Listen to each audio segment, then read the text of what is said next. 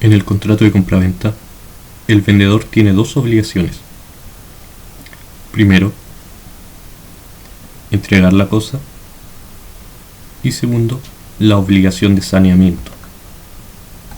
La obligación de saneamiento se traduce en amparar al comprador en el dominio o posesión pacífica de la cosa comprada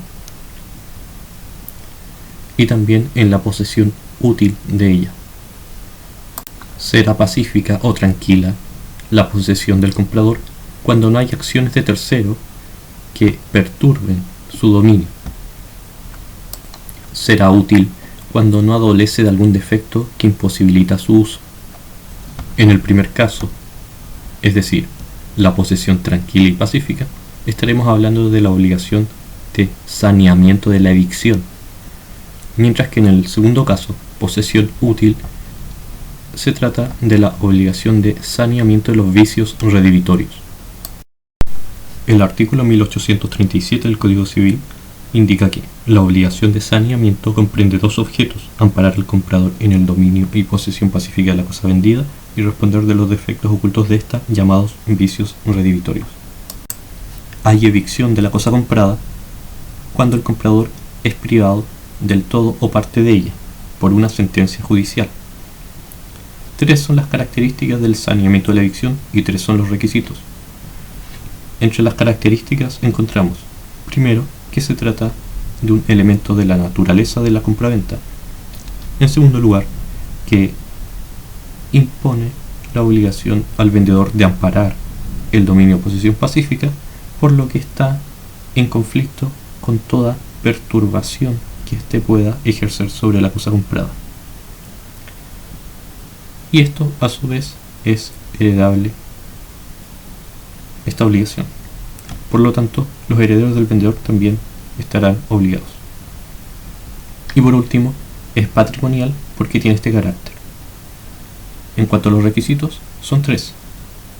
Debe tener una causa anterior a la venta, debe ser total o parcial, aunque también puede tratarse de una resolución judicial que reconozca a favor de un tercero un derecho con una causa anterior a la venta que limite el dominio de la cosa comprada.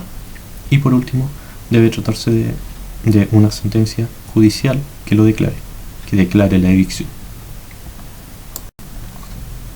Esta obligación de saneamiento de la evicción tiene un doble contenido. Primero, una obligación de amparo judicial. El vendedor debe amparar judicialmente al comprador. Y en segundo lugar, si se declara la evicción de la cosa, deberá restituir el precio y realizar otras 4 prestaciones. Primera obligación, amparo judicial. El comprador, antes de contestar la demanda, deberá citar de evicción al vendedor. La importancia de esta citación radica en que de lo contrario el vendedor no será responsable de la misma. Una vez citado de evicción el vendedor, este puede tener, o más bien dicho, realizar dos actuaciones: comparecer o no comparecer. Si no comparece, será responsable de la evicción. Sin embargo, el comprador, pese a ello, deberá oponer las defensas y excepciones que le favorecen. De no hacerlo, el vendedor no será responsable de la evicción. Si el vendedor, citado de evicción, comparece al juicio, puede tener dos actitudes: toma conocimiento de los antecedentes, es decir, se impone de ellos, y considera que el tercero demandante tiene pretensiones fundadas. En ese caso, se allana a estas pretensiones y no continúa con el juicio. Por lo tanto, se hace responsable de la evicción, de responder sobre de la evicción. Pero aunque el vendedor decida responder de la evicción y no continuar con el juicio, el comprador podrá insistir en él, es decir, continuar con el juicio. Pero en caso de que lo pierda, el vendedor no será responsable ni de las costas judiciales ni de la restitución de los frutos que debe hacer el comprador al tercero demandante. Pero si el vendedor, al tomar conocimiento de los antecedentes, considera de que las pretensiones del tercero demandante no son fundadas, en ese caso decide continuar con la defensa del comprador. Y en la relación jurídica pasa a ser parte principal el vendedor y el tercero demandante. El comprador, por otra parte, será coadyuvante. Sin perjuicio de ello, deberá realizar las actuaciones que a él correspondan. Frente a esta actuación del vendedor, el tribunal deberá resolver. Si dicta una sentencia favorable al comprador, es decir, si declara de que no hay evicción, el vendedor no será responsable, porque no hay evicción. Sin perjuicio de ello, responderá de las costas del juicio que se hayan ocasionado por hecho o culpa suya. En otro sentido, si el tribunal resuelve a través de una sentencia que hay evicción,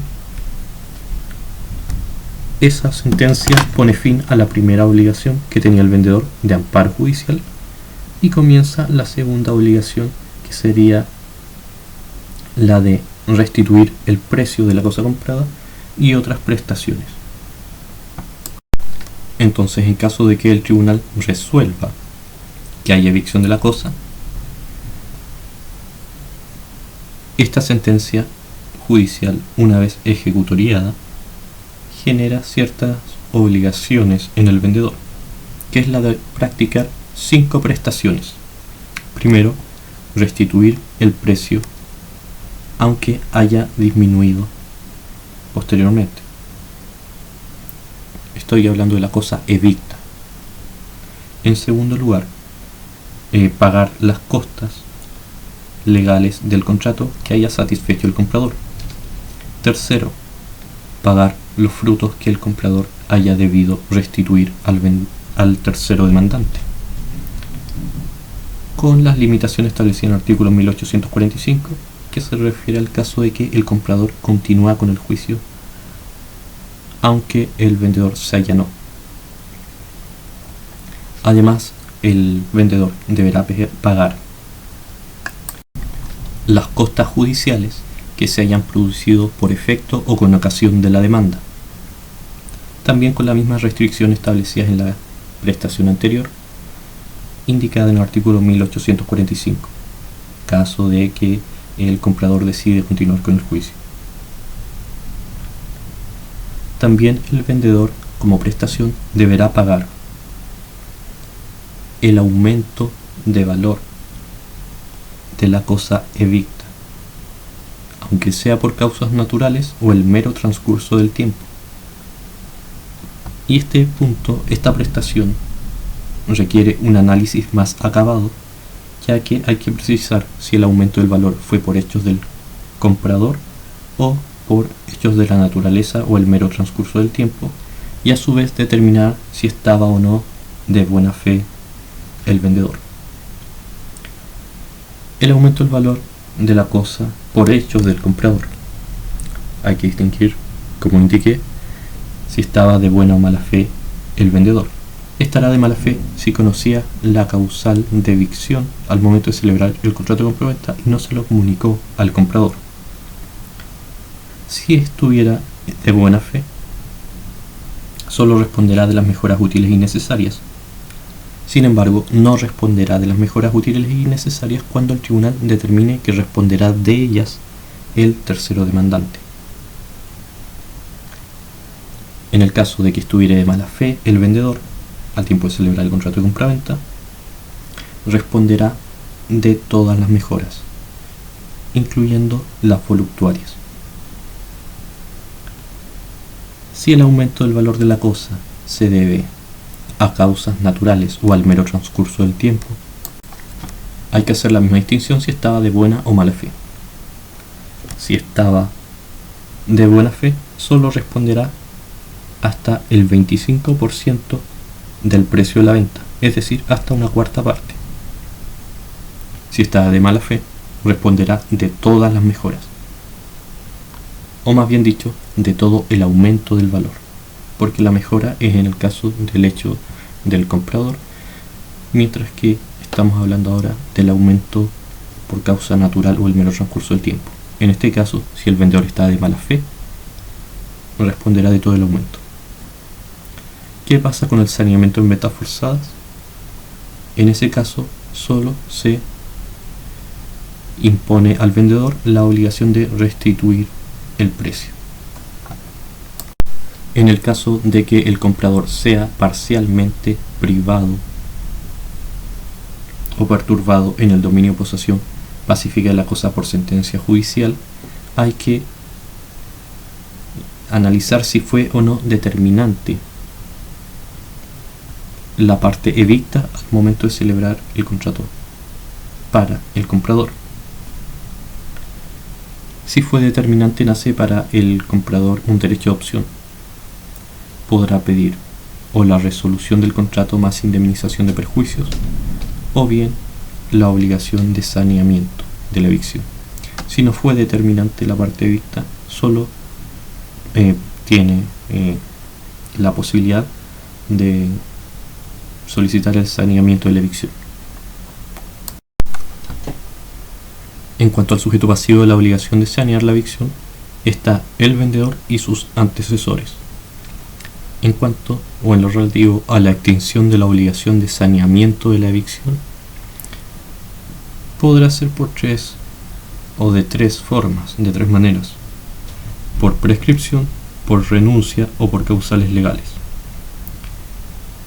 La extinción de la obligación de saneamiento de la evicción por prescripción solo se refiere a las prestaciones del 1847, es decir, el amparo judicial o la obligación que tiene el vendedor de amparar judicialmente al comprador es imprescriptible.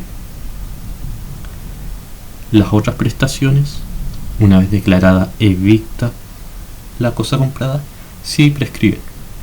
La restitución del precio, conforme a las reglas generales, es decir, 5 o 3 años dependiendo si la acción es ordinaria o extraordinaria o ejecutiva. Ordinaria, 5 años; ejecutiva, 2 años. 3 años, reitero. Acción ordinaria prescriben 5 años, acción ejecutiva prescriben 3 años. De esta forma prescribe, según sea uno u otra, la obligación de restituir el precio. Las otras prestaciones prescriben en el plazo de 4 años. ¿Qué pasa con la renuncia? El comprador puede renunciar a la obligación de saneamiento de la evicción, pero, sin embargo, aunque el comprador haya renunciado a la obligación de saneamiento, el vendedor estará obligado a restituir el precio, porque de lo contrario habría enriquecimiento sin causa o enriquecimiento ilícito. Sin embargo, no estará obligado ni aún a la restitución del precio cuando el comprador compró, o más bien dicho, celebró el contrato de compra-venta sabiendo que la cosa era ajena, o bien cuando asumió sobre sí el riesgo de la evicción, especificándolo. La otra forma de poner término a la extinción son las causales legales. ¿Cuáles son estas causales? Que el tercero demandante y el comprador, entre ellos dos, hayan sometido el asunto a arbitraje, sin conocimiento del vendedor, y en este arbitraje el árbitro declare la evicción de la cosa. Otra causal es que el comprador pierda la cosa comprada por su culpa. Tercera causal de extinción de la obligación es cuando el comprador no cita de evicción al vendedor. Y por último, cuando el vendedor no comparece, pero el comprador continúa con el juicio sin oponer las excepciones o defensas que le favorecen. Breve resumen: obligación del vendedor, entregar la cosa; obligación de saneamiento, saneamiento de la evicción, saneamiento de los vicios redditorios. Saneamiento implica amparo judicial y prestaciones. si la cosa es declarada de vista.